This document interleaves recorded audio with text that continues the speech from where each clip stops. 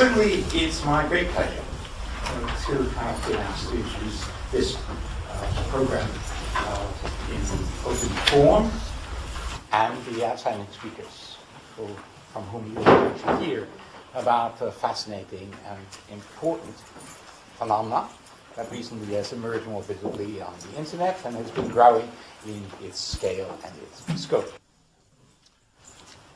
Perhaps it would have been more accurately for me to have referred to not a phenomenon, but instead to an array of phenomena, because what we're going to hear about is an array of human activities having shared properties, but also distinctive features, features that have gained public attention, stirred curiosity, and practical interest in business circles, in government circles, as well as among academics.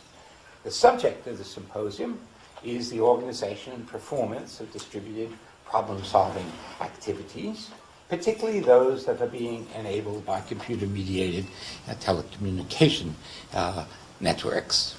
For convenience, we can refer to these entities as distributed problem-solving networks. DPSNs, for those people who have a craving for acronyms, like the European Commission, for example.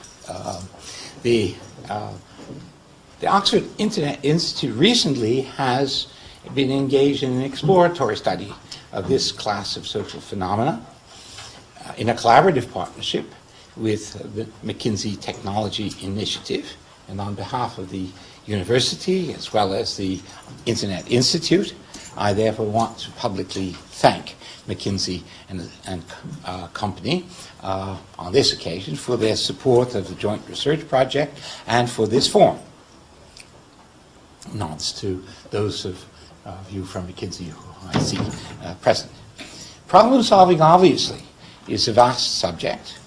The American pragmatist philosopher John Dewey viewed problem solving as an essential human attribute and societal condition. But as broad as that topic of discussion today will be, it's considerably narrower than Dewey's perspective. In the first place, the focus here will be on knowledge problems, category of problems whose solution entails the acquisition of particular kinds of socially accessible information, which, it is to be hoped, will contribute to augmenting and enhancing the human capabilities that we refer to as knowledge. Intersecting with that is a second restricted focus upon distributed approaches to problem solving. That is to say that we're going to be talking about exploring the social processes through which new information is created, processes that structure the interactions or transactions of a multiplicity of individual contributors, forming collectivities whose membership are distributed with respect to one of several dimensions, dispersed geographically or crossing lines of disciplinary expertise and specialized practical knowledge, or having distinct institutional or organizational affiliations. There are still more dimensions which we'll hear about being distributed. To stimulate and to illuminate the conversation this afternoon, we're fortunate in having an outstanding trio of people who are studying the inner workings and performance of DPSNs, exposing both the sources of the advantages that they confer and their limitations. As you can find out about our three speakers in more detail by looking at the OII website that's announced this forum, which also has brief CVs and sort of recording of their achievements, and will have, if it doesn't already have, background papers, which will enable you to further refresh your memory and go deeper into the subject as they lead you. I'm not going to elaborate on their glories, but simply tell you who is who and the order in which the forum is going to unfold. We'll hear first from Professor Scott Page, University of Michigan and the Santa Fe Institute, who has entitled his introductory talk, "The Power of Diversity in Distributed Problem-Solving Networks." And directly following Scott's presentation, we're going to have two commentators or commentaries. The first from John Wilbanks, Vice President of Creative Commons, who in his capacity as Executive Director of Science Commons, an initiative organized under the auspices of Creative Commons, has been actively involved in seeking to empower the collaborative work of research scientists who are, by and large, quite distributed. And for the second commentary, we'll turn to Professor Karim Lakhani of the Harvard Business School, who very early in his career distinguished himself in pioneering empirical studies of open source software communities and how they functioned and how they recruited membership, and has since gone off into further path-breaking research on other modes of distributed innovation, about which I'm sure he'll want to tell us. If the speakers keep to their allotted time limits, maybe an occasional nudge from me, we'll be able to throw open the discussion for your questions and your comments and replies. I leave it to individual speakers to either invite interruptions for clarifications or to say, let's hold it. But I think it will be good if we have all the commentaries out on the floor, and if we do so, we will not encroach too much upon the time for the post-forum reception. Is there a post-forum reception? And to which everyone is invited. I've understood that correctly. So let us begin. All right. It's great to be back here in Oxford. What I'm going to do today is I'm going to talk about the power of diversity and distributed problem-solving networks. And what I'm going to do is try and frame some of the things we're going to hear about tomorrow. Tomorrow we're going to hear a lot of case studies. Before I get into that quickly, I want to talk just for a second about how important innovation is. Because when you think about these distributed problem-solving networks, you want to think of them as sort of engines of innovation. At the firm level, the innovation of a new product can have just huge effects. If you look at the iPod, that's 48% of Apple's revenue at this point. Right? Or if you look at when Pfizer, which is located in Ann Arbor, used to be before they moved out, when they introduced Viagra, the next day their stock doubled. Right? So there's a sense of innovations, single products can have huge effects on individual firms. But if you look economy-wide, right, it turns out that in Abramovitz's famous study of sort of economic growth that then Solow sort of followed up in a technical way to win a Nobel Prize on this, about 85% of growth in an economy really is due to innovation. Right? It's not due to increases in human capital, amounts of capital. It's actually due to innovation itself. If we think of the production of innovation, there's really sort of four stages. The first stage was artisans, right, where you just had individual people sort of building up crafts. Then you move to sort of scientists and then research labs. And you can think of DPSN as sort of the next stage in that. It's some sort of almost virtual distributed research lab. And what we want to do is we want to somehow try and figure out how those things work. So the outline for my talk is going to be the following. First, I'm going to talk about the core activities of these distributed problem-solving networks. I'm going to describe the parts of them, sort of what the functions of those are, how they aggregate information, how they aggregate predictive models, and how they, in a distributed fashion, solve problems. And then I'll talk for just a second on this idea of sort of coordinated projects. So when you get to larger projects like the Atlas project, which you'll hear about tomorrow, how is it that these three core activities of information aggregation, predictive model aggregation, and distributed problem solving come into play when doing something larger? Okay. A lot of the stuff I'm going to talk about is in this book that I wrote called The Difference, and if you go to my webpage and click on this book, you can find, I've put the relevant chapters online, so you don't even have to buy it. You can read it in a distributed way. Okay. So first, information aggregation. This is sort of a famous quote from von Hayek, but if you talk to economists, they'll basically say one reason the economy works so well, one reason we have so much great stuff, to tell my undergrads, is you've got a whole bunch of people with individual specialized knowledge and skills, and when we aggregate that, we get something that's sort of better than what any one individual could do. Okay? There's two real problems out there that distributed networks try and solve. The first one is there's just too much information for any one person or organization to know it all.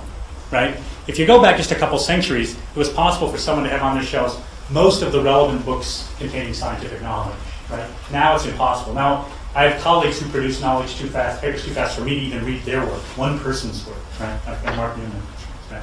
And often, the other thing that's a problem is what people often do know is wrong. Sometimes it's wrong because we misremembered. Sometimes it's wrong because the facts change. Right? So we used to think that ulcers were caused by stress, right? That's what a lot of people believe, but it turns out they're caused by a virus, right? And so oftentimes what we get is people have incorrect facts. if we look at what are examples of this in these distributed networks, we'll hear tomorrow about Wikipedia, and we'll hear about STIMA, which is a medical research collaboration. Here's cases what you're doing is you're taking knowledge that's diversely held, right? And what you're trying to do is some of that knowledge is going to be correct, some of it's going to be wrong, and you're aggregating it to see if it works. Well, let me give another example that people are probably familiar with. This is the game show Who Wants to Be a Millionaire? Okay? So in this game show, how many know this game show really well? This was a British game show. Okay, so in this game show, you're asked a question, and if you given 4 answers, if you got the correct answer, then you got to go up one more level to make even more money. If you got stuck, if you didn't know the answer, you could appeal to a distributed knowledge network, the audience. You basically turn to the audience, you could say, well, what do you think? And the audience would vote. Alternatively, you could phone a friend. Now, presumably, it wasn't really phone a friend, it was phone an expert, because you wouldn't call your buddy who knows the same things you know and say, hey man, I don't know this, and he'd say, yeah man, neither do I, it's too bad, right? What you do is you call a smart kid who picked on in 7th grade chemistry, and hopefully he'd know the answer, okay? So what happened? Well, Jim Surowiecki went and looked at all the data from this show, and he found that the experts were right 2/3 of the time, and the crowd was right 90% of the time, okay? Now, you have to remember, these are the hard questions. The easy questions that people just answered, and you only could do this once each. Right? So this is sort of amazing. Surowiecki plays this up as amazing, but it's even more amazing than he makes it sound, and here's why. How many of you have ever been to a game show? Okay, usually they're probably just looking like 1 or 2 people. Typically, really bright people don't go to game shows. As a general rule, you're not exactly drawing the cream of intellectual society in a game show audience, right? So it's sort of amazing in a way, right, how well the audience did in this case. So why is this true? This is an exam question I give in my undergraduate modeling class. This is exactly how it works. It's an exercise in statistics. Suppose here's a fairly stupid crowd. There's 100 people in the crowd. 10% of the people know the correct answer. 10% of it narrowed down to 2 answers. 36% have it narrowed down to 3 answers. And 44% are just happy to be there. Okay? It's great to be at Burbank watching a game show. I have no idea. Right? This is not a very smart crowd. You wouldn't look at this and say, we're going to harness the awesome intellect and knowledge embedded in this crowd, right? But let's sort of, one of the things I try and do is do the math. So one of the things we talk about at Santa Fe all the time is speaking math to metaphor. And we'll see a lot of that tomorrow when we think about looking at networks. Like Felix does a lot of this very well. Instead of saying, oh, there's a network and this matters, we really try and do the mathematics of the network. So let's do the mathematics of aggregation. Of the 10 people who know the correct answer, all 10 of them will get it right. Of the 10 people who think it's either A or B, 5 of them will get it right. Of the 36% who know one wrong answer, right, and know it must be one of these other 3, 12 of them will get it right. And of the 44% who are clueless, well, on average, 11 of them will get it right. Okay? So the total then will be 38. Now, on the exam, the answer sort of is, this is the expected value, but what makes it hard is you can compute the probability that you'll actually get above, that this will actually get the most votes, right? Because these are random variables. You won't get exactly 11 people. But in this example, it turns out I think it's about 98% chance that the crowd will get it right. So what we get is a crowd that's not very smart, right, can collectively be smart because in some sense the errors are just going to cancel their way out. Okay? Sort of work through that. Okay. So here's one thing though that is sort of interesting. Is the crowd can be correct with very high probability even if no one in the crowd knows the correct answer. Okay? And this is something that I think is confusing to a lot of people, so it's worth pointing out. So if I said, what's the Beatles' 5th album? It could be that no one quite knows the order of the Beatles albums, right? But, so some people might think it's either Help or Rubber Soul. 40 people might think that. 30 people might think it's either Help or Revolver. And 30 people might think it's either Help or Beatles for Sale. Right? So no one knows what it is, but each person knows it's either Help or something else. Well, if we vote in this case, Help will get 50 votes, right, on average. So Help will win. So the crowd can get it right, even though no one in the crowd knows the answer. So one of the really powerful things about sort of Wikipedia and STIMA, what these information aggregation processes do is they aggregate diversity held information. Some of it can be wrong, some of it can be right. And as long as there's just enough of it being right, it doesn't have to be a whole bunch of people who are right 98% of the time. If you got a bunch of people who are just right better than average in different ways, collectively you'll get the right answer. Okay, so now let's move on to something a little more tricky, which is predictive model aggregation. So in information aggregation, we're asking people for known knowledge, like what's the capital of Oregon, right? That's a fact. Hopefully it's not going to change or anything in the next couple of weeks. But if you look at predictive model aggregation, this is a case where you're trying to think about something that's going to happen in the future, right? So it's something that we don't know how it's going to play out. And as the great philosopher Yogi Berra said, prediction is very hard, especially about the future. Okay? So 3 of the examples that we'll hear about, or 2 of them we'll hear about tomorrow maybe, is the Iowa electronic market, Hewlett-Packard, and Google has something called Profit. These are sort of internal markets where people sort of make bids on predictions that they think are going to hold true. So the Iowa electronic market, you can basically go buy a stock for right now I think it's about 72 cents that says Hillary Clinton's going to win the Democratic nomination for president. You buy this for 72 cents, and if Hillary wins, then you get 72 cents. Right? And so what these markets do, and we'll hear more about this tomorrow, is they aggregate this information. But this is different. They're not aggregating, I actually misspoke. They're not aggregating information. They're aggregating diverse predictive models that people have in their head.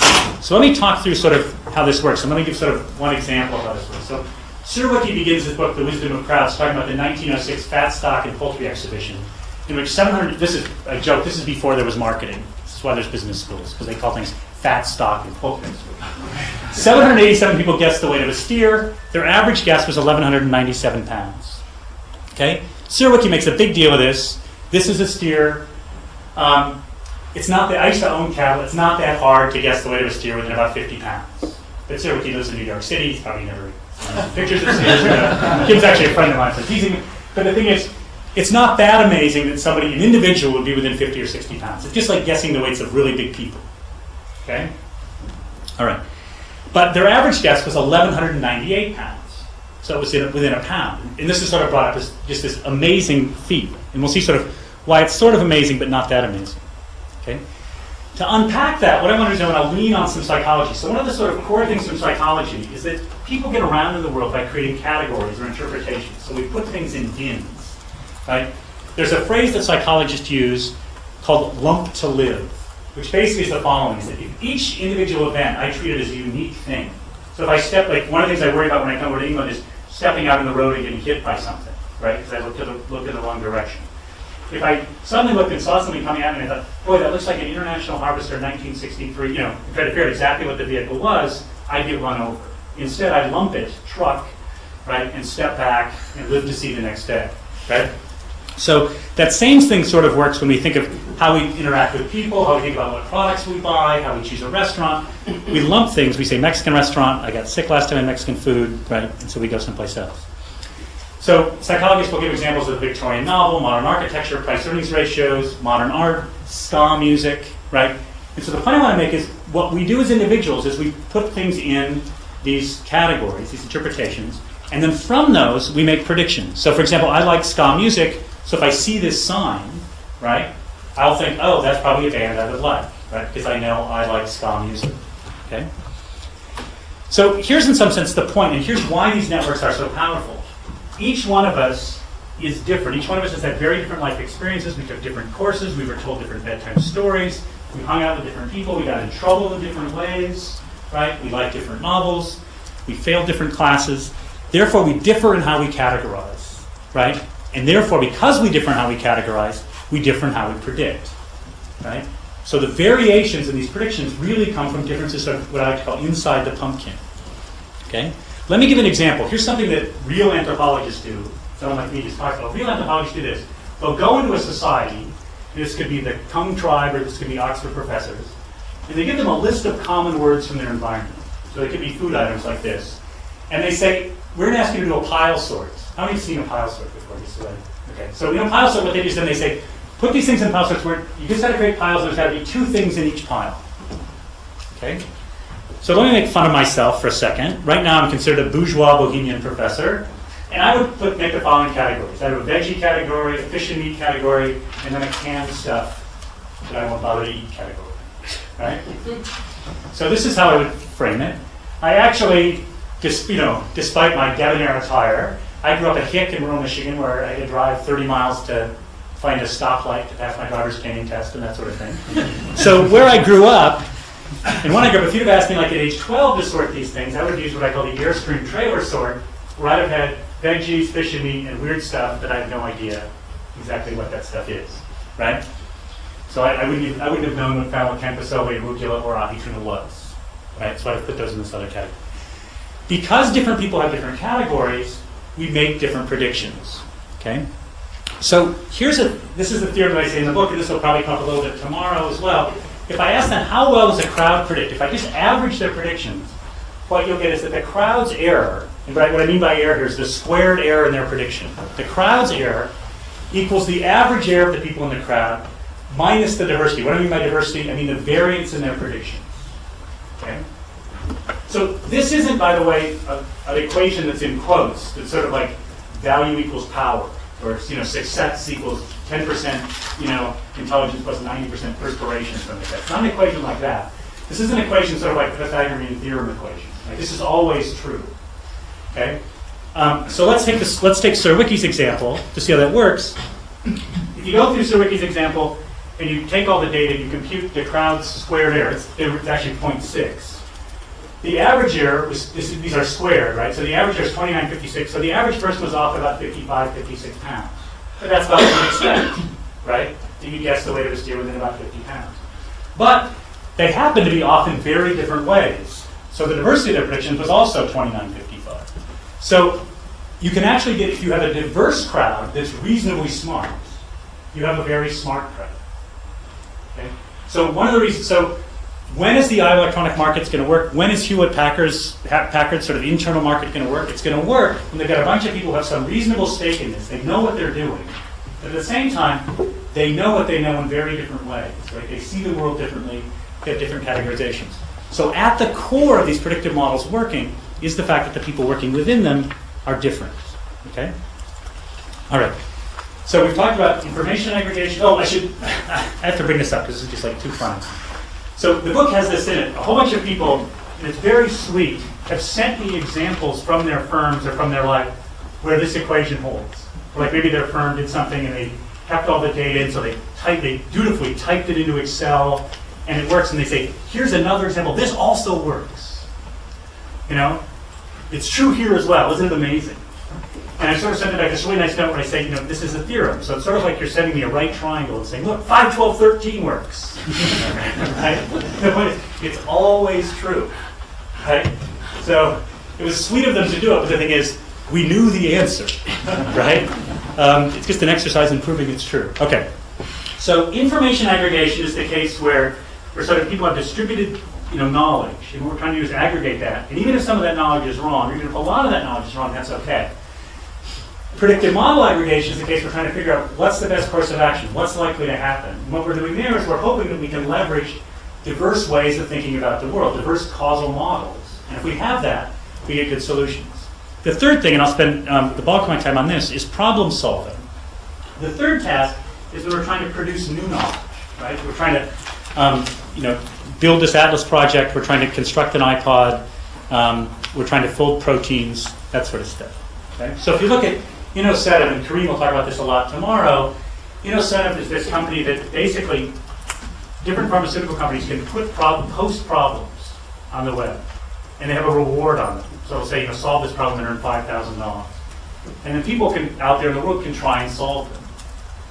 Right? So you've got a whole bunch of people sitting out there that just sort of broadcast out to anybody who can solve these things or make an improvement, right, gets money. I want to construct sort of some micro foundations for this, and this again comes out of the chapter of the book, based on the idea of perspectives and heuristics. Okay? So one of the things we read in management literature all the time is that firms value people with diverse perspectives. But oftentimes they don't really tell you what those diverse perspectives are. Right? So one of the things we do in management schools is try and put, again, speak math to metaphor, right? So perspectives I'm going to model as representations of the set of possible solutions. And I'll be clear about that in a second. And heuristics are sort of the techniques we use to finding solutions to problems, right? The sort of things the tools we're trained in. Okay? So here's the simplest example of diverse perspectives. If I have a point in space, I could call it XY, right? A horizontal displacement and a vertical displacement. I could also call it r theta. I could say this is the angle and this is the length of the radius. These are two equivalent ways to describe the exact same point. If I was trying to describe a square, Cartesian coordinates work a lot better. If I'm trying to describe an arc, polar coordinates are going to work a lot better. Right? So it's not like any one way is better than the other way. How good a particular way of seeing a problem is depends on what the problem, is. So the perspective that is going to determine whether a perspective is good or not is going to depend on what the problem is at hand. Okay. All right. Let me give an example. The thing about the Cartesian polar example is that it's very abstract. So let me give an example that's a little bit more fun. This is a game called Sum to 15. And this is a game invented by Herb Simon. How many people know this game? A couple people? Okay, so as a child, I played this a lot. It's a speed game. And I was one of the top-ranked players in the country. And you'll see why when we get to the end of this. But the way this works is the cards are numbered 1 to 9 face up on a table. Okay? Players alternate selecting cards. So I take one, Paul takes one, I take one, Paul takes one. If either one of us can hold exactly 3 cards that sums to 15, we win. Okay? But you've only got, the way it typically is played is you've got 2 seconds to draw your card. So here's a famous matchup I used Scott DeMarchi, he's a professor at Duke, on St. Patrick's Day in 1998. I like to call it the St. Patrick's Day Massacre. Okay, so I go first and I take the 4. Now, 4 is a strange pick, because remember the game is I want 3 cards that add up to 15. Right? So the typical first move would be 5. Okay? I take the 4, DeMarchi takes the 5. Okay? I then take the 6, which again is a strange move, because 4 plus 5 plus 6 adds up to 15. So it seems like I'm trying not to win. What I'm trying to do is confuse DeMarchi. Okay? Which I do because he takes the 8. Okay, now, don't have to throw it. So, the thing to remember is 4 plus 6 adds up to 10. I need the 5. 5 plus 8 adds up to 13. So, he needs the 2. So, if I don't take the 2, he's going to win. So, I have to take the 2. Okay, but now watch. 4 plus 2 is 6. So, if I take the 9, I win. Right? 6 plus 2 is 8. So, if I take the 7, I win. The only thing he can win with is the 2, and I've already got it. Right? So, I've won. Okay? Now, let me give a different perspective on this. So how many remember these magic squares from like 6th grade math? Now they're like talking 3rd grade math. But when I was in school, it was 6th grade math. Dangerous thing. So the magic squares, right, look like this. Every row and every column, as well as the diagonals, 8, 5, 2, and 6, 5, 4, sum up to 15. Okay? So look at this magic square and think back to my match with DeMarchi. And to make it easier for you, I'll show it to you again.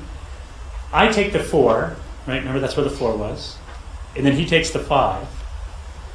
I then take the 6, which is a strange thing to take because it looks like I can't win at the moment. You might notice a resemblance to another game. He then takes the 8. I then take the 2. Right? So it turns out, sum to 15, and the reason I was one of the best players in the country, is tic-tac-toe. Right? But it's tic-tac-toe in a different perspective. You can go make a lot of money at this in a bar later if you want, right, by playing people at this. And what's funny is if you have somebody, one of my friends who works for a Wall Street firm had people play this, right? And I've had my students play this. And what happens is every time, the people who don't know it's the magic square, they develop these incredibly complicated heuristics, right? Like you want to take the 2 of the 8, which is like, you want to take these corners. Or take the 5 first, and then take the 6, and then the 4, right? So they develop these incredibly elaborate sort of techniques, right? Never recognizing that this game is tic-tac-toe. Now, some people eventually will figure out it's tic-tac-toe, or eventually they'll figure out enough heuristics that they can play to not lose, right? But the point is, a game that looks very difficult can actually be easy if you encode it the right way. Now, there's a nice theorem from computer science that I jokingly in the book called the savant existence theorem. It turns out, for any problem, there's going to be an encoding that makes it easy. No matter how hard your problem is, there's always going to be some magic square-like way of representing it that makes it easy. It doesn't mean that encoding is going to be easy to find, but at least it does exist, right? So there's always some chance someone could come in and say, hey, why don't we look at it this way, right? And the problem will be easy, okay? The second part of this is heuristics. Now, what are heuristics? These are techniques used for finding solutions to problems. Now, here, this is going to be fairly subtle in the sense I'm going to talk about these heuristics in terms of solving problems, but at the core, what I want you to be thinking about is the combinations of these heuristics. Okay, so let me give an example of what I mean by heuristics. So here's some IQ test questions. So if you take an IQ test, you'll typically get a question like this. 1, 2, 3, 5, blank, 13. Okay? This is the famous Fibonacci series, right? And the way to think about this, a simple way, is 13 minus 8 is 5, 8 minus 5 is 3, 5 minus 3 is 2, 2 minus 2 is 1, or you can do it the other way. 1 plus 2 is 3, plus 2 is 5, either way. Before they ask a question like this, because this is considered reasonably hard, they typically ask a question like this. 1, 4, blank, 16, 25, 36. And the answer here, of course, is 9, right? And this is just squares. Okay? Then, after you've done a few of these, they'll ask you a question like this. Okay? Now, when I was at Caltech, we would say, this is the question that separates the Caltech people from the MIT people. Here you probably use Oxford and Cambridge or something. One of my friends from Boston said, well, that's easy. These are the years Boston 1 to 10. Isn't quite right. So you look at this thing, this is flat out hard. Now, I've asked this question, tons of times. One time on Successive Days, I asked it at the World Bank and then in the middle school. And nobody at the World Bank got it, but several people at the middle school got it. This is also a culturally biased question, it turns out. Hard as that may be to believe. How many have read The Hitchhiker's Guide to the Galaxy? Something like that. Anybody? What's the answer to the universal question? 42. There we go. So if you were going to just take a stab in the dark, that's probably what you'd choose if you were a geek and you'd get it right. And then you'd get into MIT or Caltech, and that's how the whole world works. Okay, why is it 42?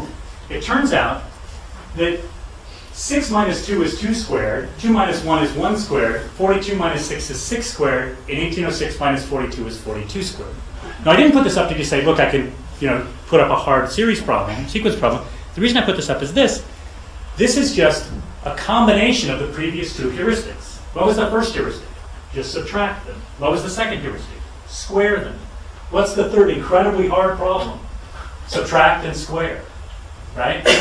So, as my son's trying to remind me all the time, like, the more Lego pieces you get, the more interesting crap you can make, right? The same's true with heuristics, right? As you accumulate more and more heuristics, there's more ways to combine them, and there's just a lot more interesting stuff you can do. In particular, there's more problems you can solve. So this is just literally a direct combination of the first two heuristics. It's subtract, and instead of taking the absolute amount, subtract and take the square. And here we get this really cool point, and Weitzman makes this point. In this paper that Weitzman wrote on recombinant growth, he makes this point really beautifully. If I have two heuristics, I've automatically got three heuristics in most cases. So I've got heuristic 1, heuristic 2, and then I've got a combination of the two heuristics. So if I think of problem-solving skills, heuristics as problem-solving skills, then what's going to happen is, as I accumulate more and more of these things, I've got more and more combinations I can draw from. Now, some of these combinations, like peanut butter pizza, right, isn't going to work, right? But a lot of them will. And what Weitzman does is lays out this sort of full model, sort of how a lot of economic growth can be explained by this sort of super-additive growth in combinations of knowledge. So that led me to the following sort of question. And this is actually what led me to do all this university work to begin with. So back in the 1990s, I got interested in what would a problem-solving economy look like. The reason I got interested in this is I was teaching intro economics at Caltech, and nothing that they bought or nothing that they aspired to do fit the standard economic model. The standard economic model works really well if you're making washing machines and cars and stuff like that, right? Where there's fixed cost and increasing marginal cost, right? It's about making stuff, right? But they wanted to go make software, video games, right? They wanted to make stuff that, like, you solve an incredibly hard problem and then you produce them for nothing, right? So I thought, well, what does a problem-solving economy look like? So what I did is I basically thought, well, I'm going to construct a whole bunch of people, sort of artificial people in a computer program who have perspectives and heuristics, and they go about trying to solve problems. And they make money every time they make an improvement in problems. So I basically, in some sense, created a virtual incentive, right, before incentive existed. So the economy consisted of problems. People just went around and tried to improve this best solution. And if you made an improvement, you basically, got some cash. To test whether this thing was working, I decided to say, well, one thing I should do is I should compare a smart economy with sort of a random economy. So what I did is I took like the 20 best people who are making the most money. So these are people who sort of seem to have really good perspectives and really good heuristics. And I compared them to an economy that only had 20 random agents. Now these random agents aren't, sort of stupid people. They're people who are smart, but they're just not as good as the best people. How to have them work together? So basically, a problem is thrown out. People work on it. They find an improvement. They say, here's a better solution, right? So then people start working from there. Somebody finds an improvement. They say, here's an even better solution. Eventually, you get a solution that no one can find anything better, okay? So you call this, people who do nonlinear optimization would call this a local optimum.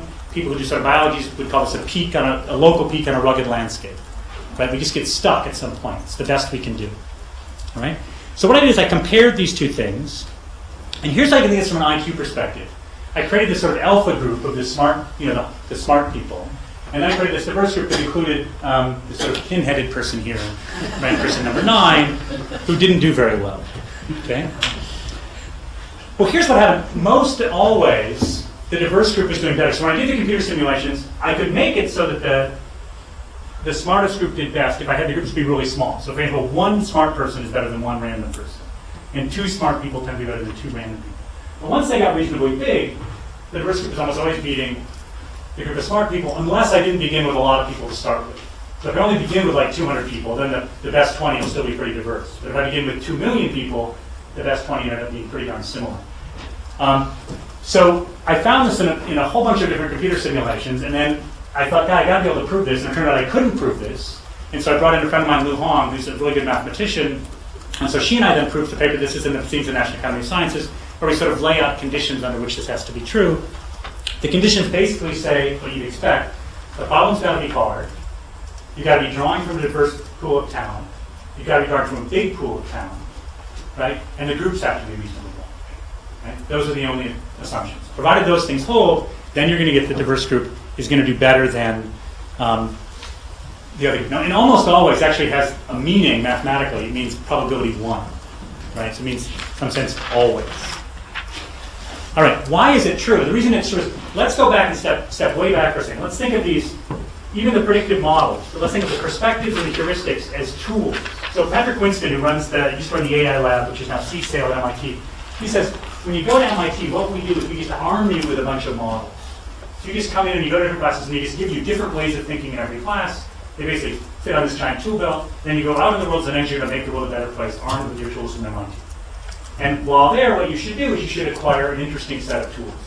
So if you think of each person as having a set of tools, here's what the alpha group is going to look like. They're going to each have quite a few tools, but because they all did well on this particular problem, those tools are actually going to be fairly similar. So if the problem was sort of regulating the money supply, well, you have a whole bunch of people who really knew a lot about economics, right? But the problem is, if you look at the sixth person, they know tools B, C, and D. Somebody else already has all those tools. And somebody also has all the common, somebody has B and C, and somebody has C and D, and somebody has B and D. So even though this person's really good at the problem, they're really not bringing any new tools. If you look at the diverse group over here, this person, and I always joke, this is an implicit slam of the state of Illinois, which is something people from Michigan just have to do with any opportunity. This Illinois person here, I and L may not be very good skills if you're working alone, right? So on their own, they wouldn't do much good.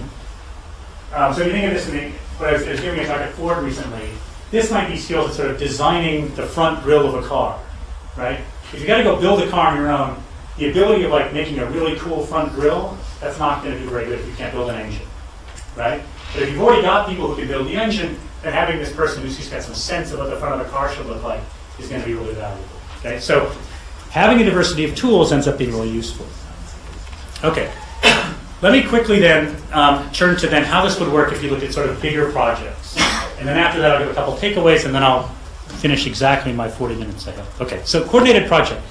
First, I want to talk about projects that are more like paths. If you're going to borrow an idea from Paul David, one way to think about innovation, and this I think holds for a lot of open source projects, is to think that what we really do is we've got sort of a starting point and we've got an ending point. So we know what we've got to sort of get from A to B in order to have this work. So in the case of computer software, you could say what we have right now is we have no way to do this, and at the end of this, we need a project we need a computer software that can accomplish this task. Okay? Think of these black squares as existing knowledge or existing subroutine. So the goal here is this is a percolation model, and what I've got to do is I've got to somehow get from here to the end. I've got to get from this starting line to the ending line, but I can only step in black squares. If I step here, I don't know how to do this, and I basically drown. So think of these as rocks in a river. Okay? And so what I need to have the innovation is somehow to percolate from the beginning to the end. So let's go back to the three things I talked about distributed networks doing. The first one is information aggregation, the second one is predictive model aggregation, and the third one is problem solving. Information aggregation allows you to throw more rocks in the river. Right? Remember, one of the things we said at the very beginning was that there's just too much knowledge now for any one person to know. Right? So one thing you can do right off the bat is you can just sort of, and this is one thing that InnoCentive does sometimes they get solutions right away. Right? Because sometimes they're saying, well, all we need is, it'd be great if somebody knew what was in somebody could fill in that box. So they say $500 for someone to fill in that box at $2,000, and somebody goes, oh, here's an answer. And it's just known, but they didn't know it. Right? The second thing that happens is Once you sort of know what knowledge is out there, then you've got to sit down and think, okay, where do we predict the likely path is going to be? Right? And here's a case, and I think Paul would argue this based on deeper knowledge than I can give, that this task is often done by a single individual better than a crowd. I think people haven't quite figured out how to use crowds to do this, right? When you think about like open source software, we'll often have people sit down and think, okay, how exactly should we structure this? What problems do we have to solve? So you can think of the sort of prediction aspect of this as structuring the problem, right? Which path are we going to take? Where are we going to devote our resources? So after you've filled in everything you can and you've decided on your path, then you basically set people loose and you try and fill in the missing squares. Right now, it may not be that you fill in the squares you anticipated, right? Maybe you have to go off the path in a couple cases. But what problem solving allows you to do in distributed problem solving is get a whole bunch of people to work with different skills, right, to fill in these boxes. Okay? When you hear about the Atlas project tomorrow, though, you'll think that this doesn't seem like a sort of start to finish project. This seems like 500 different parts all being put together, right, all being done simultaneously. And this is more what we call in engineering a constraint satisfaction problem.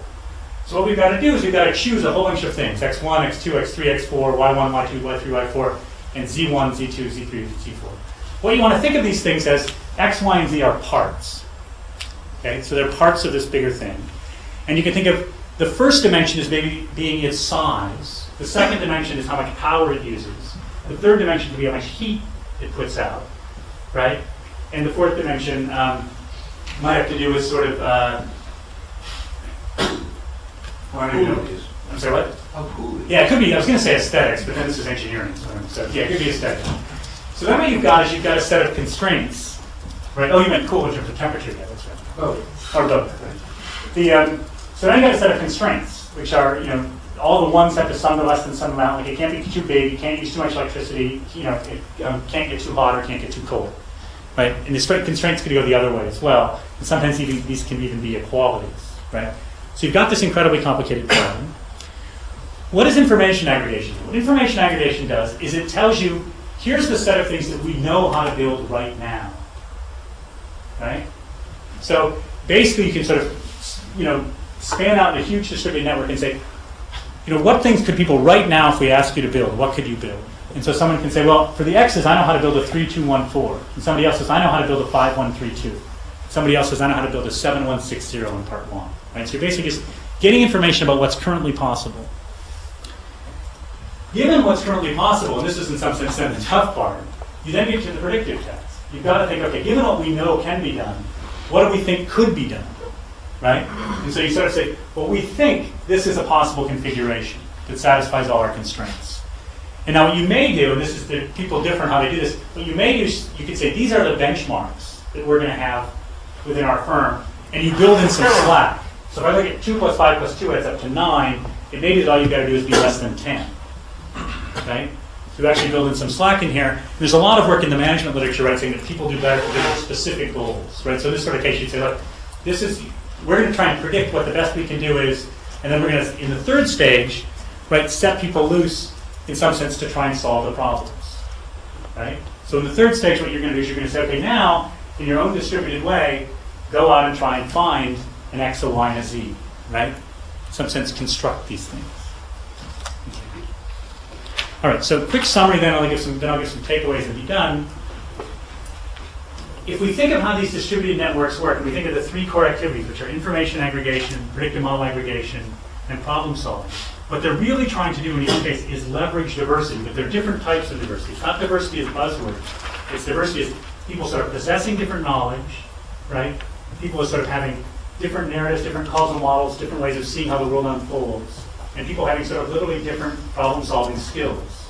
And what you want to do, in some sense, in the great power of these networks, is we're talking about curing cancer. One of my neighbors is a cancer researcher, and it's amazing to think about. There's all these people at any given moment in time trying to solve and trying to cure cancer, any particular kind of cancer. Right? Let's say head of studies breast cancer.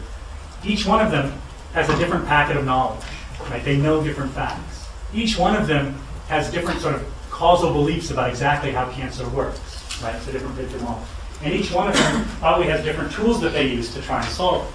The amazing things about these networks, if you set them up in the right way, is that you can somehow leverage and aggregate all that difference. Because at the end of the day, that's how these things are going to work, and that's what's going to drive innovation. Okay, so some sort of fun takeaways, and then I'll finish.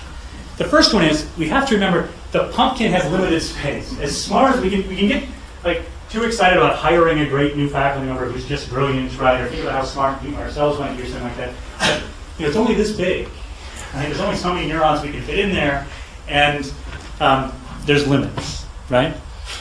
The other thing is, I think this is the key thing, we want to think about how we can, like one thing that I think Innocentive does, and one thing I think wish that our governments would do when they fund science would think more about, is if it really is diverse knowledge and diverse understandings and diverse tools that lead innovation, we should think about how do we construct incentives to get that diversity, right? How do we somehow, if we're going to use, these networks are sometimes only as good as the people who are plugged into them are talented and diverse. So one of the things we really want to think about hard is we can say, boy, this thing worked really well, but how have we created incentives for that, right? So in the Atlas Project, if you read the case study about the Atlas Project, you'll see this works, part of the reason this works so beautifully is there were huge incentives for these people to acquire new skills because they got to publish papers, get tenure, right? In some sense, their career depended on them, doing their part correctly and acquiring the skills needed to do it. Third point is collective diversity is nearly unlimited, right? The pumpkin's only so small, pumpkin's not that big, but there's tons of us, right? And so since there's tons of us, and we could probably even guess the weight of us within a half a pound or something, because there's so many of us, we can probably end up doing some pretty amazing things. Fourth point is I really think, I'm not as much of an expert on this as I'd like to be, to leverage other people's knowledge. It really is the case that diversity drives innovation. Let me give one of my favorite innovation stories has to do with the theory of vaccines, right? This is a slight bastardization of the story, but so what? When smallpox was ravaging Europe, right, it was a question of, how can we stop this thing? And someone figured out that milkmaids weren't getting smallpox. Okay? Now this requires, let's go back to that sort of pile sort thing. This requires somebody having milkmaids in a pile, right? As my yoga teacher used to say, label that a thought, put it away. Let that go. So they got milkmaids in their own separate pile. And they realize milkmaids aren't getting smallpox. And the reason they're not getting smallpox is because they're getting cowpox, right? Which is a relative of smallpox. And so they figure out all we got to do is give everybody cowpox, which isn't that bad, and then they won't get smallpox. And so the word vaccine actually comes from vaka, right? Cow, right? So you never know where innovation is going to come from. And what you need is lots of interesting ways to look at problems. The fifth point here is a question I always ask crowds when I give talks related to this is, so where do you keep your ketchup? How many people keep their ketchup in the cupboard? Okay. How many keep it in the fridge? Okay. So it turns out in America, African Americans from south of the Mason-Dixon line and people from Berkeley and a lot of people from Irish expats, New Zealand expats, and some British expats keep it in the cupboard. And almost everybody else keeps it in the fridge. Right? And one of the things that's important about this is that when you work in a diverse group, whether it's over a distributed network or just in a small group, you're going to confront people who seem weird, whether it's due to sort of cultural differences, whether it's due to training differences, whatever, right? And we have this tendency to think of that as some essential difference, right? But there's not going to be, we're not going to find the little guanine gene and say, here it is, here's the ketchup in the cupboard gene, right? One of my points is there probably is some genetic diversity, right, that causes us to think and act differently, do things. Most of the stuff that really matters is stuff that we sort of acquired or chosen or been forced on us by our parents and stuff. So the one thing you want to do is you want to think of, instead of thinking of diversity, when you meet someone who's different, instead of looking at them and saying, well, they're different from me, or this person just put in the solution, but it's written in a weird language, or I don't understand it, rather than say, this is different, therefore bad, your gut reaction should be, this is different, therefore good, right? Because if it's different, it probably means that they've got a different perspective or a different interpretation. Second to last point is this, is with, and we'll hear a lot about this tomorrow, the goal here is we really have to learn how to ride the bike. So let me tell you what I mean here. Suppose I do the following experiment. I want to find out which is a faster mode of transportation, riding a bike or running. So I go get a bunch of 6-year-olds and I have them run as far as they can in 10 seconds. What I'm going to do is I'm going to get the curve on the left. On average, they're going to go about 50 meters. It's going to be a nice, tight bell curve. Alternatively, I could have them ride a bike. And if I do that, I'll get a meet of about 50 meters, but some kids will go a long way, and then there'll be some carnage. Right? If you look at diverse groups, whether identity diverse groups or functionally diverse groups. And if you look at also a lot of the work on sort of ion electronic optics and things like that, what you see is this is sort of what homogeneous standard ways of doing things look like, and this is sort of what heterogeneous distributed network ways of doing things look like, right? And it's definitely, there's tons of data on sort of just functionally and identity diverse groups that look like this. One would look at this data and say, boy, we shouldn't do this sort of stuff because it's higher variance and it's not much higher mean, right? But I think the proper way to look at this stuff is to say, there's a huge tail over here. And if we learn how, you wouldn't, after doing the bike experiment, say, we shouldn't have people ride bikes because it's just noisier, right? What you do is you should say we should learn to ride the bike. And I think the same is true here. And I think that's what we're trying to do tomorrow is, in some sense, begin to learn how to ride the bike. And then the last point is this. I think it's incredibly important that we embrace the potential. So on the right is a single neuron, which isn't very impressive. Big general takes an electrical impulse and it pumps something back out. It's got some sort of sinusoidal, response for function. It's pretty boring. When you connect a whole bunch of them to a brain, you get something totally amazing, right? So if you took some sort of ratio of how amazing a brain is compared to how amazing a neuron is, the speed up is enormous, right?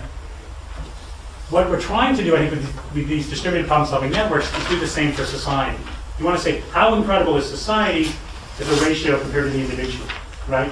So you can replace that picture of a neuron with a person, you can place the person on the right with society. And the question is, if we harness these things correctly, we might be able to get the same sort of speed up, right? But I think it's fair to say right now we're not getting anything like that, right? And so I think that that's the real potential. So the reason to be really excited about this is it allows us, because we can distribute it to so many more people who are so much more diverse, right, that we can probably get some sort of enormous speed up. All right, thank you very much.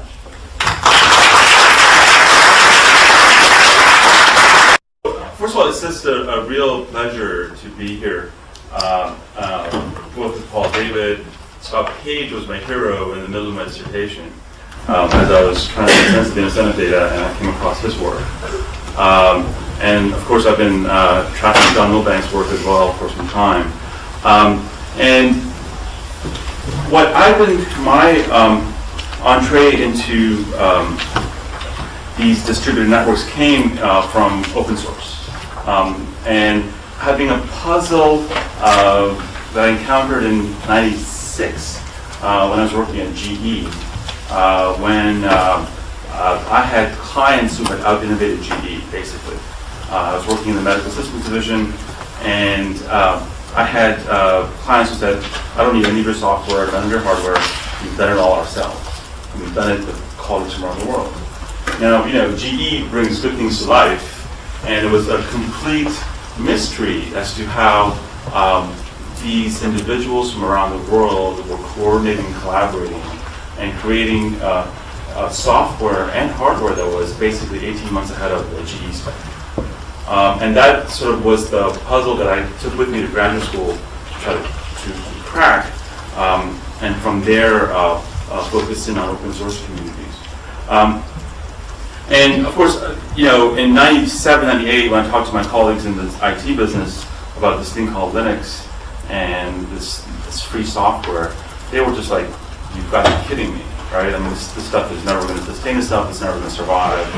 And so on. And at least now we know that for the last 10 years at least, the open source community has been set up pretty well and is doing quite well. And so one of the key things we have learned, at least from looking at open source, have been a bit about participation, motivations to participate, and a bit about practices as to how is it that they can collaborate across these vast distances and often cultures and produce this great software. On the participation side, the mystery that a lot of economists have had has been around why do people work for free, or why are people contributing their IP to this collective good? And the answers are fairly stable now and clear. There's a set of individuals that participate because they simply love coding. I was a bad programmer as an undergrad. But I knew people that would just stay up all night programming and solving little problems. And again, give them a large enough pool of these guys, and get 1,000 of them together, good stuff happens. So one is around this pure enjoyment, being in the flow state. The other, which is sort of fits the the economic model is certainly around signaling, job market signaling. So people participate because they want to demonstrate to the world how good they are in hopes of getting their a better job. A bigger portion of individuals are actually participating because they have needs in their use environment that aren't being met by manufacturers. So they come in and participate as well. And so a good example right now, if you look at a company like Google, Google's entire infrastructure runs on open source software. And they keep pushing the limits of what Linux can do and some of the other packages can do. And for them, it's not a competitive advantage to keep some of those extensions private. They feel that it's better for the code to be released back into the community and to be maintained by the community. So they basically shift the model where they say, we're not in the software publishing business, we're in the software use business. We provide a service to our customers. But from our point of view, the code is better outside than on the inside. So use drives a lot of participation as well.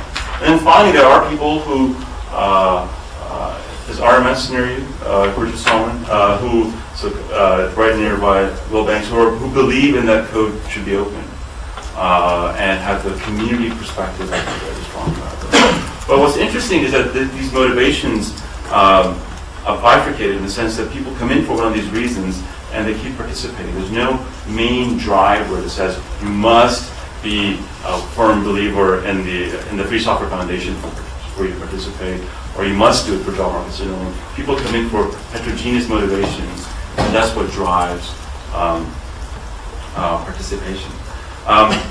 And on the patterns of participation, what we've seen has been quite remarkable in the sense of the transparency offered, getting access to the code, getting access to the actual work of individuals is a major driver of how this community works. So that you can actually look at somebody else's code, make some tweaks to it, and then resubmit it as your own, or resubmit it back to the community with improvements. And this transparency and this micro contributions that people do over and over again is, again, a major driver for why open source works. In some of my studies of open source communities, I've seen each feature having close to 12 individual contributors. Somebody came up with the idea for it, somebody came up with the algorithm that what might solve this problem, somebody improved the algorithm, somebody came in and did testing for it, somebody then improved on that testing and rewrote the code. And so we see that within the open source world, there's this massive ecology of continual, diverse perspectives, diverse use conditions being put on the code, and that's what drives participation. And what's been interesting has been then to apply this setting to something like an incentive. An incentive is a what I call a broadcast search platform. They basically broadcast problems from the sort of the basements of the laboratories of companies. And what we've seen has been the same effect. People participate because they enjoy solving problems. So these are science problems. Average prize is about $30,000 in these settings. So people participate because they enjoy solving these problems. They participate, some participate to win the money, of course. And this notion that intrinsic motivation drives this distributed problem-solving networks, we see also in these science problem-solving activities that incentive us. But what's been most interesting has been sort of the application of Scott's work to an incentive, because when we ask people, when we study who becomes a winning solver in this setting, it's often a person at the periphery of the problem. They look at the problem and say, it's not in my field, but I can take something that I know and apply it to this problem. So it's basically somebody else with a perspective which will make it trivially easy. And that's what we're finding. So these problems typically had close to 2 years of effort inside the companies. They get put out on the incentive platform, and the winners are saying they were spending about 2 weeks of effort individually working away. And again, here the transparency is kind of interesting. You're just being transparent about the problem, right? Nothing else. People work separately and by themselves. But even this little bit of transparency, this little bit of openness makes a big difference. Also what we've noticed here in terms of which problems get solved, the more diverse the pool of solvers, even though they're working individually, right, the more likely the problems get solved. So as different perspectives get applied, the more problems get solved. And now one of the work I'm sort of engaged with, and again this is sort of very complementary to both what Paul's been thinking about and what Scott's been talking about, has been to actually get into how diversity impacts performance. The colleagues at HSA in Paris and Case Western were looking at software coding competitions, where the performance metric is really well known. The problems are actually quite hard. They're mathematical algorithmic problems. And we can get actually a very good measure of diversity of approaches into the code base itself. And what we're finding is that diversity accounts for a lot of the variation. And that as people show up with different tool sets, with different approaches, the problems get solved faster with much better performance than we're anticipating. And the most fun example, and I wish I could show this to you, so let me try again. Tell us about it, Corey. Yeah, this is from, oh yeah, I can show it to you now. This is from Ned Kelly at MathWorks. Ned runs a great, here we go. Ned runs a great programming competition every 6 months, which is for MATLAB. MATLAB is a great programming language for solving major complex engineering-like problems. But every 6 months he runs a programming competition, which is just kind of like this, basically modifying the Mona Lisa. So here's a participant, Nathan, and here's what he says. This is my first MATLAB contest and it's giving me far too much enjoyment. So the most addictive and compulsive things I've tried. Also have experienced physical trembling while making the final preparations and feeling is that normal. So the contest is a week-long collaborative competition for MATLAB programmers. Think Wikipedia, think open source, and think American Idol. The way it works is there's a set of rules of a problem you need to solve. You have about a week. There's some standings, so Tim, Carol, Eric. You can look at these standings and view the code itself. Right? So you can see the entry. You can see what Tim has done. And then you can take Tim's entry and Ned could come in and modify it himself, right? Or take code from the outside and add that, and then get the standings again. And what we see in this setting is that you see these big changes in this Fibonacci number problem, right? Somebody can write it one way, one approach, and somebody can write a totally different approach to it. So these are very different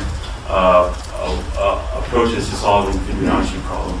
Apparently there's about 11 different approaches in math and how to code up the Fibonacci algorithm. So you can imagine these massive leaps and thinking about different ways to five. You can think of different ways to solve Fibonacci, right? Or you can make small changes, right? You know math not really well. You know that y equals 1 to 3 defines an array, but you also know that this defines the array in a much more compact way, and you might get a microsecond improvement in performance. So you can make a small tweak as well. So this is this tweak that you can make. And what we see, what was amazing, so this shows you the pattern of all the code that's been submitted over this 1 week period of time. And what's amazing is that in this contest, there are about 3,000 entries here. And what you see is that there's about a 10x improvement in performance between sort of the time when the coding was open, the time it was finished. And this is a logarithmic scale. The lower the score, the better. And what you can see are both these drops, massive drops, which are showing the major leaps are being done, and also sort of this dragging of the code incrementally over time, and all the different people that are participating, right? So this is sort of, imagine an incentive on steroids where anybody can come in and participate and improve on the result. And this is again showing you how the code evolves over time, where this is giving you sort of a better answer in solving the problem. This is sort of making it faster. This is a pattern of collaborations. This looks at how much code was the contestants. This is the winning contestant at any one point in time, and how much did they borrow, basically. And what we see is that as time goes on, people start borrowing mercilessly, and near the end, the winning entries tend to have between 20 to 25 people in the final winning entry. We also see this very interesting phase transitions. So again, these are all the leaders at any one point in time. And these lines sort of show you how much code is similar between the previous winning entry. Right? And you can sort of see major phase transitions take place as people learn about their own code and learn about what people have done and borrow from the winners or borrow from other individuals and make improvements. Again, you can also see schools of thought here, right? So different approaches to the coding and different ways in which people can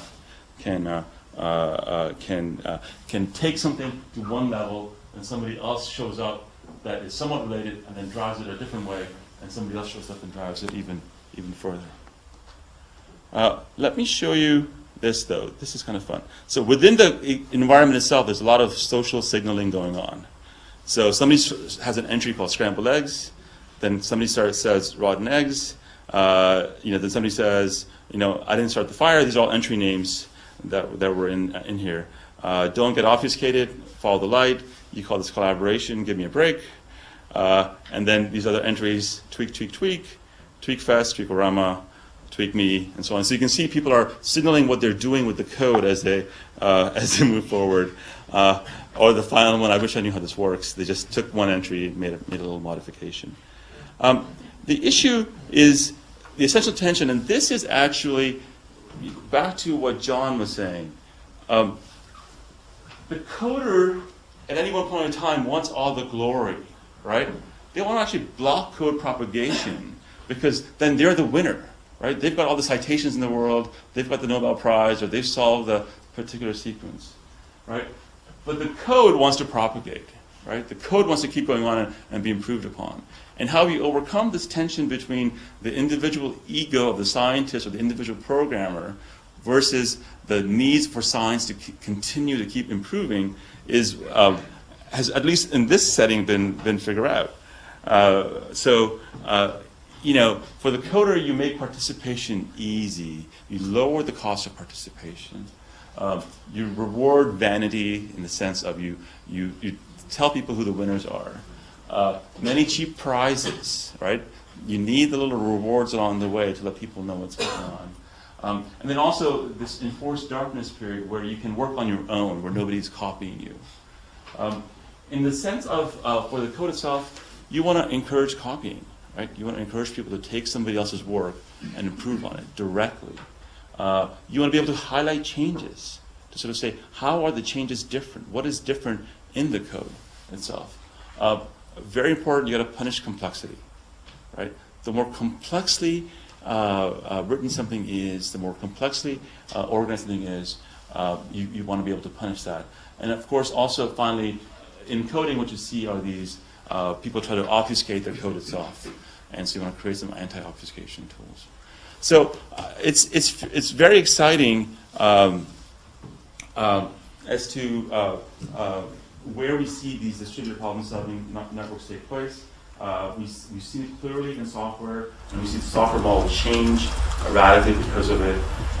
We're seeing it now in commercial science, at least. Science problems are being set aside, and we're seeing a move by commercial players to actually rethink collaboration patterns, at least amongst their laboratories. And I think the big challenge facing many people, both for global warming as well as for the work in neurology that John is doing, is that how do we get scientists to share and collaborate?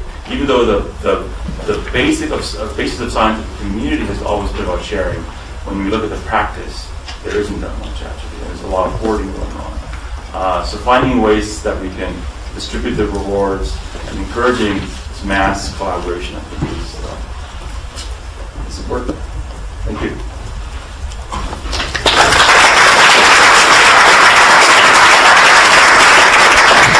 And let's open up the floor for some questions. If we don't have anything forthcoming, I'll ask one, and you don't want to have that happen. So let's go. Okay. Yes, Tell us who you are, where you're from. my name's David Bray. I'm not sure if this is on, but I guess you can hear me anyway. My name's David Bray. I'm from Emory University back in the States. I was a visiting associate with the Oxford Internet Institute last year and have had the pleasure to come back here.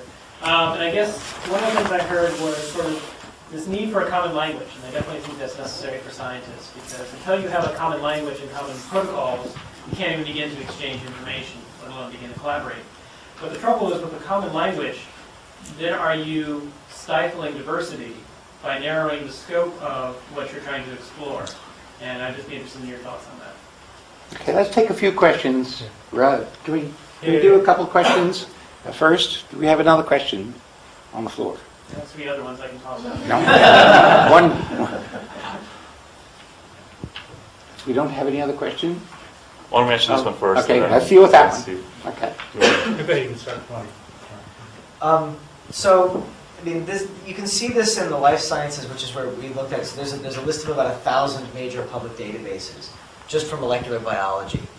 And we're doing a quick and dirty analysis of simply the legal policies preventing data integration of all of them into a single information aggregation resource.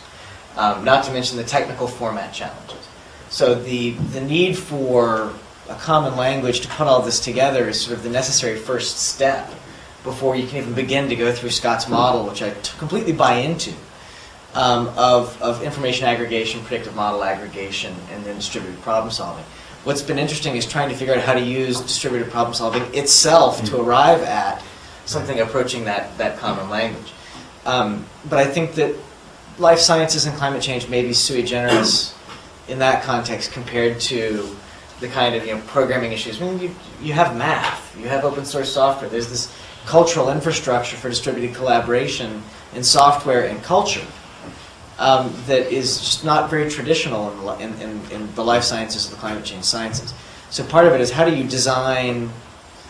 identify supersaturated solutions and design seed crystals to throw into them to get people to start using a common language simply because it's useful rather than trying to lobby them.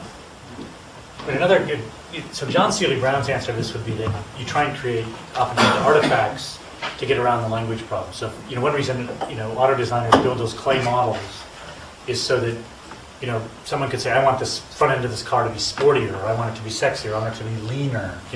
It's not clear what that means, right? When you make it out of clay, then each person can sort of look at it in their own way. So the same thing's true with this, with the MATLAB competition. Because you can see the code in some sense, it is an artifact.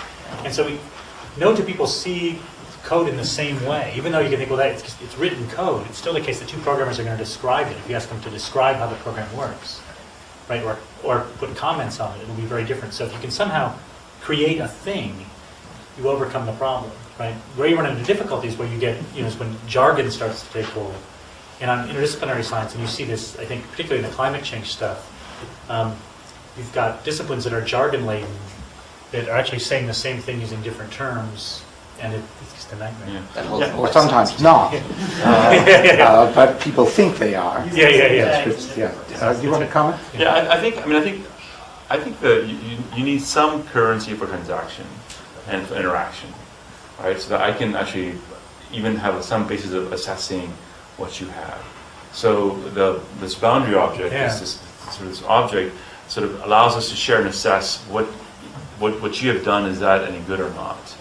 And what's great about software, and I wish more things were like software, is that we always have the village idiot in software communities, right? We have the compiler that sort of says works, doesn't work, how badly does it work or not work, and then we can have this common basis to say, John, what you wrote was crap, and here's why. And so, John, not you. Universal John.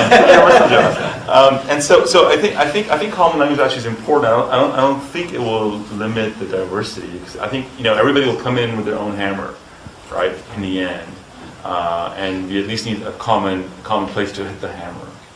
Maybe I can add something to this, because this is not a conversation which has just started in this domain. No. This is a central issue in innovation, which has to do with standards and interoperability of standards. And we went through this at an earlier stage, and it's a recurrent discussion. And the conceptual track to thinking about policy is to try to say, what is the steady state in which we balance the need for diversity in order to generate, through recombinant novelty, something which is a new solution, against the need to take advantage of the power of getting people aligned so that they can incrementally build on a particular platform. Right. And evolutionary processes, we know, require stopping. They need to stabilize something so that maybe the genotype, which is carrying some mutation which will express itself in a positive way in some environment, is going to be able to get into that environment. So if everything is changing, you can't really get very far. Now, people in firms know this. They say when the prototype for let's say, let's just take DVD players. If there are three competing things, everybody is waiting for the market to settle on one. And so all this diversity is too much diversity now. But if you think about a cycle, okay, over time, that we go through cycles where we get stuck, then we need a lot of diversity, let go of the existing standards, let a lot of people enter. But then there's a period where things are in flux, and what you're doing is exploring. Right. Then you've got to eventually stop exploring and pick one and go with one as a standard, because we have some theorems about multiple armed bandits. So you play slot machines for a while and see which ones are going to pay off, and eventually you have to pick one. Okay, and that's the optimal strategy. Of course, you might pick the wrong one, but there are conditions on which it will. So instead of thinking about fixed strategy, we have to think about what is the phase we're in now. And what John is describing is a world where there are lots of paradigms going on and lots of different fields.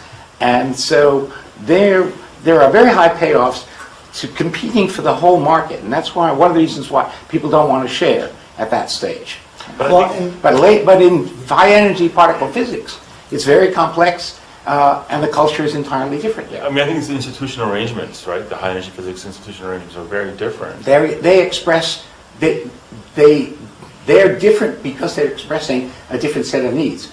Those are very large projects, and if people don't want to cooperate, hiding your trail to the Higgs boson isn't going to do you any good, because you need 6,000 other people to get you within striking distance of being able to look at a massive data stream and extract a signal. So the sensibility of how important collaboration is and how little you can work on your own can give you institutions which support that. Right. So is it about interdependence? As the more interdependence we have. Yes.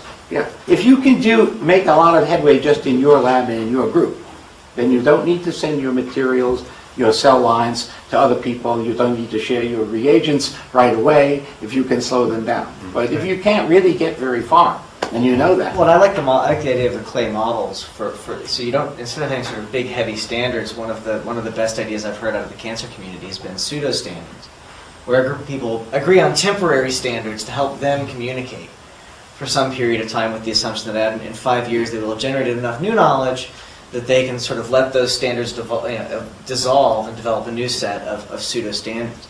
But I mean, the issues in the life sciences that are so frustrating is it's very basic, as in we don't even agree on what a gene is well enough to exchange information between gene databases. And so what we do at Science Commons, what I'll talk about tomorrow, is we've actually built such an artifact. And we're building it, we're designing it simply as bait to get people to use the same names for things, with the idea that this artifact will actually dissolve relatively quickly, and then everyone will be stuck using common names. Okay, that's right. Yeah, right. Okay, back to I think we've generated something in the audience now. So I've got two things. First, Andrew. Andrew Graham, Balliol College. And then... If people can probably hear me, I talk quite loud. It's not for your. It's for some recording. For future generations. This is really dangerous. Let me remember how stupid I was. It's really worrying. That's all right, but we've long as you're shown that you're going to help everybody else. Help everybody else. It's partly a question for Scott, but it also picks up something that John was touching on. What I would like Scott to do, if he could, would be to say, what are the other kinds of problems where the wisdom of crowds would be a bad idea? Yeah. I mean, putting it this way, your one with the Beatles one, Yeah. It's true that everybody was picking help or something else. Yeah. What was also true was that all those people had experienced something about the Beatles at one point or other, and they had known the correct answer. Right. If we compare that with asking people the question back at some point in 1415, is the world flat or round? Everybody would have said it was flat, and they would have been flat wrong. Right. Yeah. And I'm sort of puzzled because if you take your, in one case you say it's incredibly important what the mean is, Right. and then you've got your bicycle example, and what's really interesting about your bicycle example, it's not the mean, it's the standard deviation. Right. And it's one side of the standard deviation. You really like the fact that some of those kids go really fast, Right. and over here you've got all the garbage and they will mess up. Right. But somehow or other we've got to know which kind of problems are going to, do we need to look for the standard deviation? Right. It's the outliers that are really interesting. It's Copernicus, not the mass, that's got it right. Right. And how do we know which side of the deviation is so interesting? Right, so let me take them in reverse order. So it's a great question. So the second part of this, when focusing on the right tail, if you can overcome the communication problems, and if you can overcome the cultural problems, right, so people have incentives to share, then I think you can get that right tail. So let me, a quick aside, sort of on the previous question, there's, experimental economists did this ultimatum game experiment where sort of asked, trying to see how fair people were, how other interested people were, and they looked across a whole bunch of societies. They looked at literally the Kung tribe, people in France, Michigan undergraduates, the Lamalera. It turned out the Lamalera were the most giving people. What's not surprising because they're whale hunters, right? So they're like these physicists. Physicists in some sense are whale hunters, right? They've got to build these giant projects.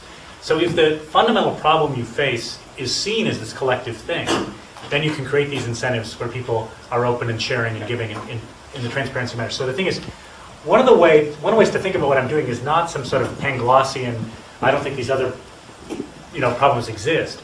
I think it's incredibly important. There's so much hype around internet and distributed based ideas.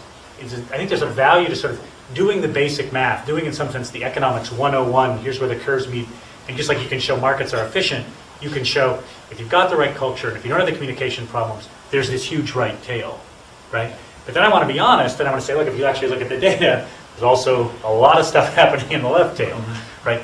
When is it going to be the left tail? It's going to be the left tail when people, when you say the world is flat, that's because everybody's sitting in church and being told the world is flat, and so there's not a lot of diversity in the cognitive models, right? So let's take a very big question, like, in America we have this great idea that we would like to export our, economic and political system to the rest of the world because it's worked so well for us.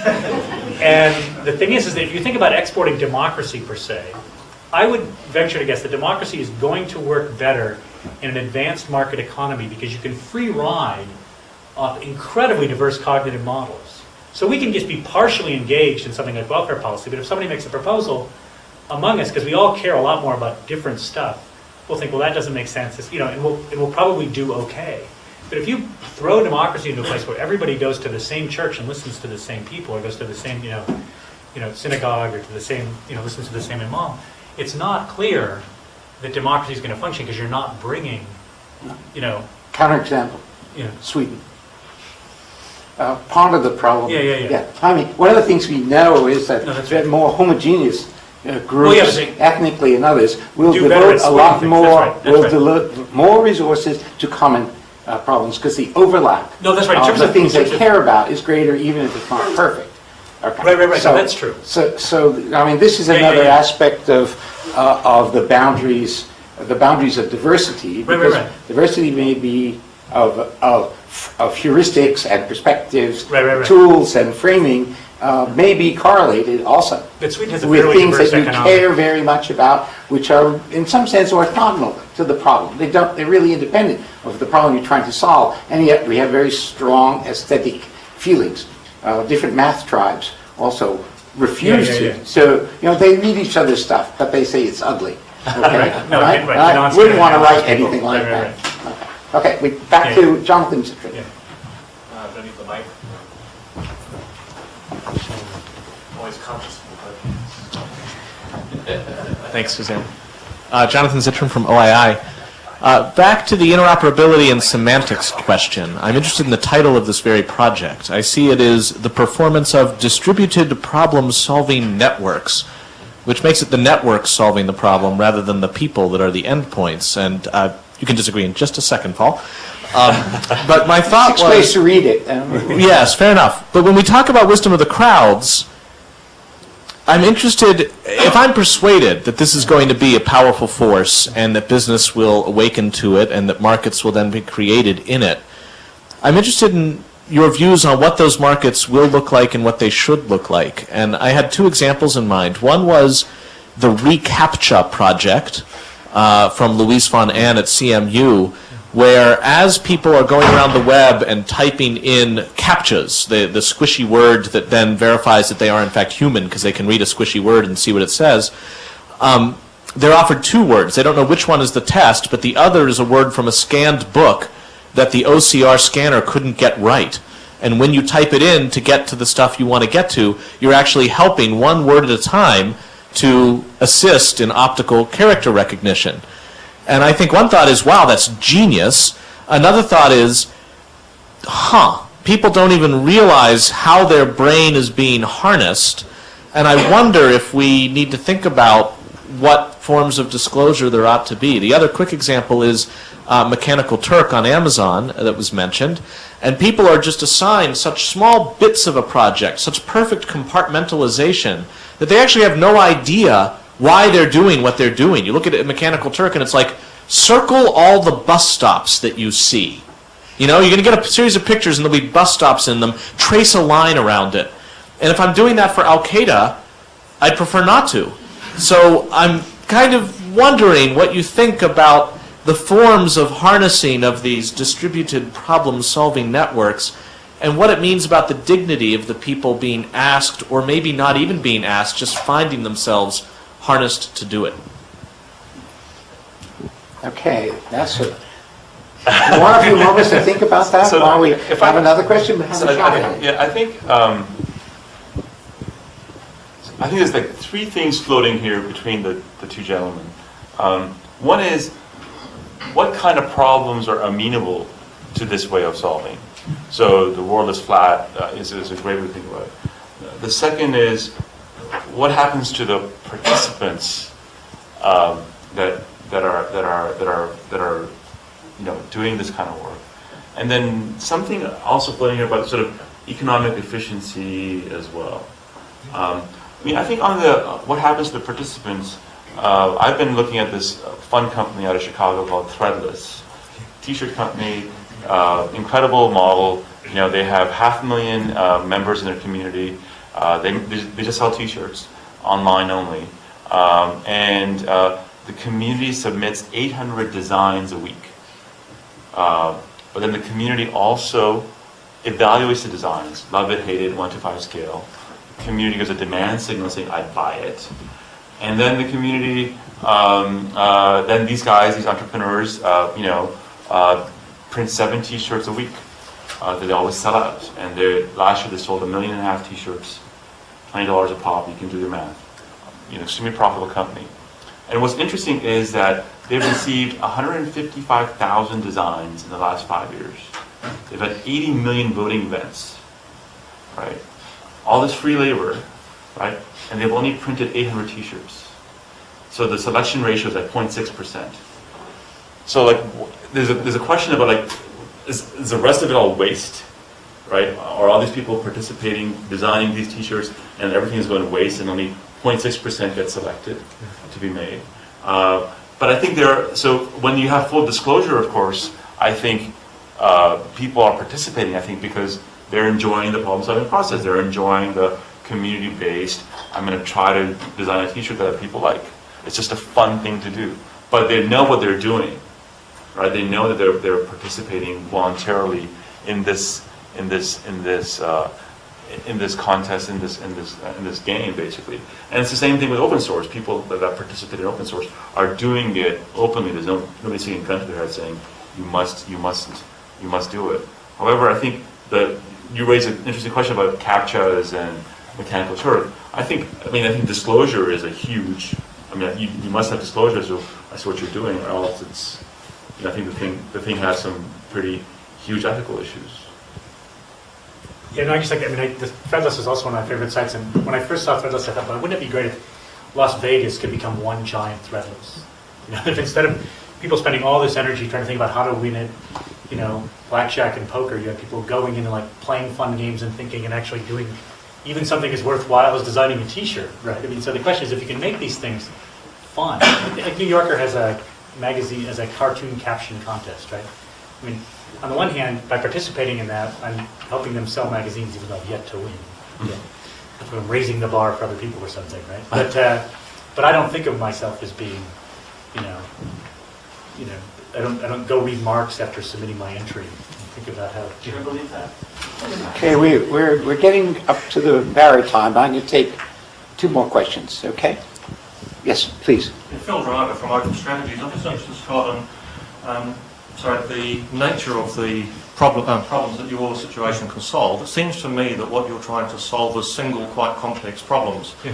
What about in a situation where you're trying to manage water in Oxford? So you're trying to manage water flows, water quality, recreational use of water. So you've got a vast amount of known information, and you've got multiple people with multiple opinions about how the water should be used and shared around. Right. Can your models be applied in those sorts of environments where people don't necessarily all are looking for a single solution? They're looking for 100 solutions that work together in a community space. Thanks. Yeah, so one of the things I didn't talk about in the book is, and this gets to what Paul was talking about as well, is that I'm taking for granted here that everybody has the same preferences over outcomes, that we all sort of want the same thing. As soon as we've got heterogeneity and preferences over outcomes, you get all sorts of, there's problems enter, right? Problems and also opportunities. So the simplest problem is sort of, Arrow's impossibility theorems. Once there's heterogeneity and preferences, we can't even agree on what we're going to do. So we can all agree that we want to cure cancer, but we might not all agree about what to do with a water problem. So that creates a certain amount of difficulty, right? So, but at the same time, if you have no heterogeneity in what people want, you may not get any heterogeneity in the problems, in the perspectives they bring to bear on the problems, right? So firms with sort of rise of environmental concerns, right? Companies have actually found sometimes, even though there's now environmental constraints on a lot of their products, that these constraints actually led them to find better solutions than they had before, right? Now, I don't find that surprising, because I think that when that constraint was put in, they suddenly had to hire people who knew something about that constraint, right? And so they actually brought in people with very different skills than the people who are currently in the firm. And as a result, those people helped them find better solutions to their existing problems. So a little bit of that diversity is a good thing. A lot of it, right, I think you run into the problems. In terms of there being multiple linked things, right, there was some, Alan Blinder, who used to be number 2 at the Federal Reserve Board, he did some experiments where he set up sort of artificial economies on a computer, and people had to sort of manage the money supply, right? And here you've got lots of concerns about inflation, unemployment, that sort of stuff, right? And he found that teams of people were much better than individuals at running the money supply, and they're even better after he had cases where the individuals were first in the teams, and they saw how the team did, and then they went and did it on their own, and they still weren't as good, right, as the teams were. So, but again, I think the short answer is it gets complicated, right? It'd be better if we were all just trying to cure cancer. Well, I think it depends on whether you're trying to solve a water problem, which is complex but solvable, which I think goes back to the idea of you want the high mean, Yeah. versus where you're trying to generate breakthrough discoveries, in which case you want to learn to ride the bike. Right. But I think that's where you start to get into where you divide these, is that if you don't know what the answer is, if you don't even have a clue what the rules are, then you want to get people going as fast as possible, because you want those few outliers to break through and figure out the world is round. Yeah. Well, I think the difference here is, I guess, with water management, you're going to end up with 100 answers, all Right. of which have to be running in Coordinated. parallel at the same Right. time. So different answers have to compromise with other answers. So how do you get that sort of multiple compromise taking place? This is the fundamental insight of Simon, which says if you can't Got to modular. get the Yeah. problem modularized Right. into separate bits to have people work on them without having them continually trashing each other's work. Not because they don't like it, but because there's interdependence, then you're not going to be able to make good But heads. see, at the moment, central government is telling every local authority to do exactly the problem I've just described on water, on children's management or whatever. And I think what central government's asking to do is mathematically impossible. We think we've got some ways to help them. But what you're suggesting to me is overwhelming and complex, and I wish central government knew that. Because now they're saying they legally require 24 agencies to now cooperate on developing a sustainable community strategy. Get your head around the maths of that. Yeah. Let's just catch another. I promised another question. Hi. Yes. Alejandro Ribó from the OII, doctoral student. My question is a bit related with Andrew's and Jonathan's, and it's related with the authority. All the examples you have given to us, there's always someone deciding which problem has to be resolved, and there's always someone deciding which are the good results. So my question is, can you really apply the wisdom of crowds to decide the problem, and how do you decide which is the best result? So Threadless, what's great about Threadless is it's not true. So Threadless actually, you've got people who on their own solve problems. So everybody's got their own solution, and they vote. Yeah, but they vote a specific design of a T-shirt. They don't decide what to vote or whatever. Somebody else. Maybe it's not a T-shirt. Maybe it should be underwear. But the point is that but you can set these things up so that you're actually. There are cases where you have an oracle, like a wind tunnel, or that you run the code and you can say, this is how fast it is. There's other cases, like in Threadless, where you can't say how good the T-shirt design is. But the general problem you're talking about is the one in my book I call this the problem of problems, right? Which is itself a problem, right? What problems we decide to focus on? Why is curing cancer an issue? Why is water management an issue? Why is the environment an issue? The question of the problem of problems is one that we typically solve. You could argue we solve it by democracy. We solve it through entrepreneurs, right? We solve it through the marketplace if there's money there. But if the logic is true, in a broad sense, if the logic is true, it should also apply to the problem of problems. However, the problem of problems is much more like the stuff John's talking about, where the metrics don't exist. It's hard to compare. There's not languages, right? Value systems get in the way. There's different preferences. So there's a sense in which that's a messier one, but the same logic sort of applies. And it's true, like when we think about, if I've sat on a university task force, we're trying to think about how do we improve this department, right? The first step is literally solving this problem of problems. We have to sit around and figure out what do we think the problem is. Well, and one of the things you see when you text mine scientific papers and sort of matrix trendiness versus actual scientific novelty is that trendy papers are much more likely to be in high-impact journals than novel papers. Yes. Because the wisdom of the crowds is the wisdom of the review boards and the editors in the sciences. And they kill new ideas until they can no longer be killed. So, I mean, that's Kuhn, right? If you've ever waded through Kuhn, in reality, that's basically his point, is that new ideas have to be demonstrated to the point where they conclusively reveal the existing theories to be insufficient to explain the new data. And so this is a place where you see a lot of the inversions in sciences because of the old ways of doing collaboration, having a complete impedance mismatch with what the network enables. And that's what we deal with, and it's fun to sit and watch. And I actually am a Threadless customer. Right? I've never submitted a design, but I've bought T-shirts, and it's wonderful to see that. And I spend most of my time saying, why the hell can't we get that in something as important as human health? And one of the problems is authority, but in this case, the authority comes from the people themselves. Okay, I think what we've got is a wonderful conversation going, but like many parties, we have to go to another party. So I want to thank our speakers and thank the audience, and to thank once again McKinsey & Co. For sponsoring this. And let's go to the reception.